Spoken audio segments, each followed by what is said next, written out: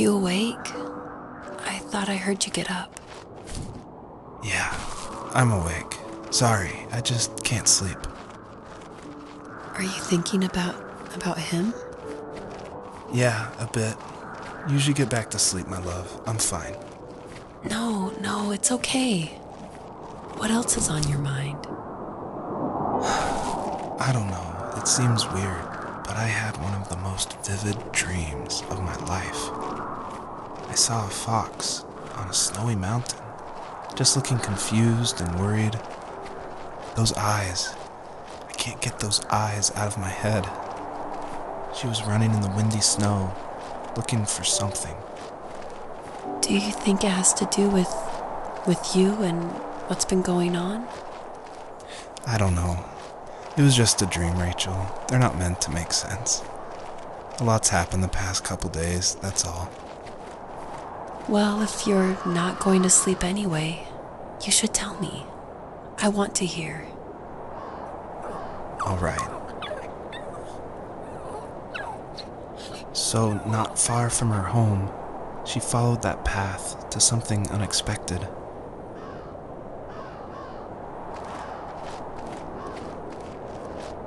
She couldn't stay, though. She had to find her other 2 children.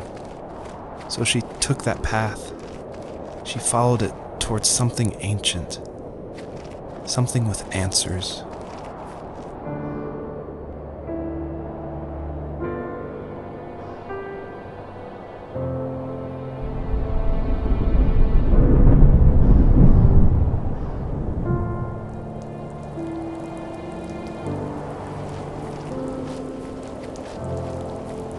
The fox looked high and low, searching for any sign of her cubs. Points of light showed the way to this ancient tree. It was as if each one had a story to tell, all their own. The land was trying to tell my story, too. I felt like I was right behind her the whole time.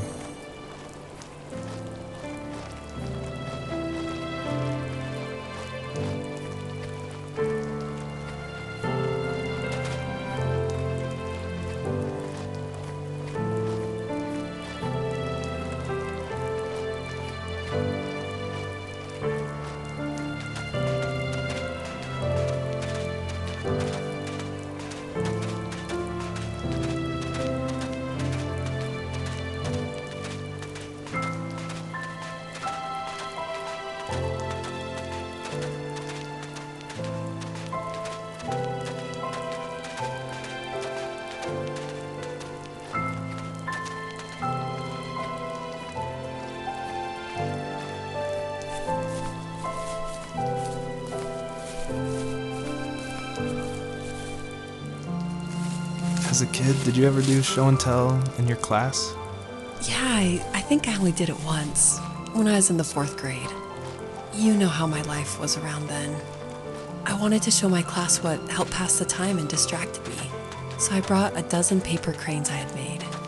I think I told everyone how badly I wanted to be a bird and fly, embarrassingly enough. Don't be embarrassed. Every kid wants to fly. For me, it was another toy from my dad, a wooden boat. I remember guarding it so carefully in my hands as I walked into class. When I sat down, a group of boys immediately made fun of it. They asked which trash can I found it in, or why an ugly log was my favorite toy. When I got up, I didn't even want to tell them my dad had carved it. I said it was a joke gift my friend had given me. Kids can be so cruel. Some of them are. I shouldn't have let them get to me, but it did. It's amazing we bounced back at all. Do you remember what my dad did for a living? Wasn't he like a lumberjack? That's one way of putting it. If wood was a canvas, then a carving knife was his paintbrush. Even after working a 50-hour week, even after his hands were more splinters than skin, he would bring home the nicest piece of Alaskan weeping cedar and make me toys. That wooden train was the first toy I can remember, and I loved it. I just knew from a young age I was going to be a lumberjack, like my father.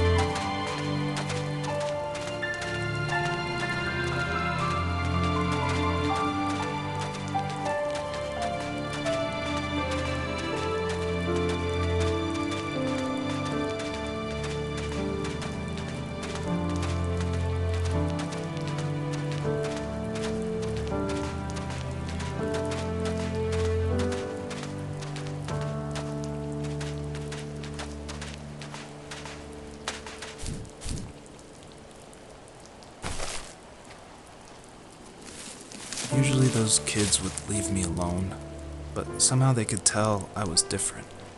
They made fun of how far away I lived. They called my dad a sourdough. I was a blabbermouth as a kid, telling my dad stories I made up for hours. But after that show and tell, I didn't tell him much anymore. He didn't know exactly what was wrong, but his best guess was that the toys he carved weren't cool enough. He carved me a tank and tried to tell me what it was like to be in a real tank as a serviceman.